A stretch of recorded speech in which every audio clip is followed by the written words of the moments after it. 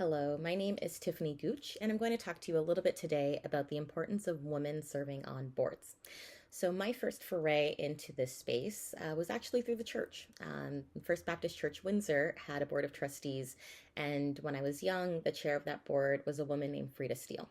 And it was incredible to see her at the table leading conversations, listening to everyone's ideas, and finding common ground across what was being heard. But also the fiduciary duty that she had and a focus that she had on ensuring that we were able to sustainably continue to be in our community and honor the work that had been put forward in establishing the organization where it was in the first place. And so I think from there, I had a deep value for what it meant to lead and lead in organizations that I cared about. The United Way had a program called Youth Leaders on Board. So when I was in university, I participated in that program and was placed on the Sexual Assault Crisis Center board. And there learned again what it meant to sit at a table around folks who cared so deeply about making sure we had services available for women and men in their most vulnerable moments, but sustainably, not ever knowing exactly how much funding was going to come down the pipes to ensure that we could continue to run all of those programs. And so, again, I think it's hugely important, not just for women to serve on boards, but also for diverse women to see themselves in those spaces. We've always been, at the ground of really flourishing and ensuring the flourishing of our communities. And so sitting at board tables is equally important to all of the volunteerism that women offer to their communities.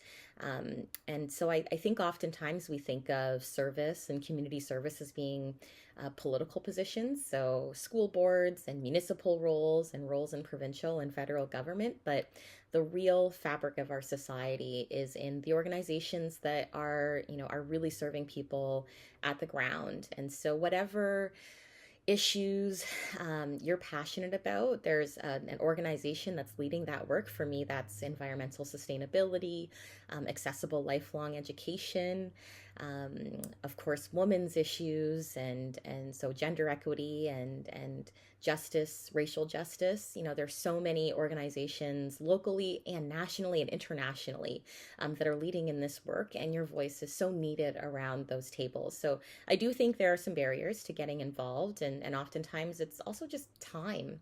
We're all leading just in time lives, especially as mothers and caregivers in our communities, and so it's hard to imagine finding the time, to sit around the table and speak. But I think that there are different types of boards, whether active, a little bit more advisory, and so you can always ask the question of how much time commitment a board may be, or see if there's a committee that allows non-board members to participate, so you can see whether or not there's alignment. I also think it's hugely important, outside of intergenerational leadership on boards, that we also have transition of leadership on our boards. So folks that are working in different spaces, but also bringing the promising practices that they're seeing in different organizations, to others. So some organizations may have more stable funding, and others are really just establishing themselves. And so, sitting at those different tables will bring so much value, in a cross-sectional way.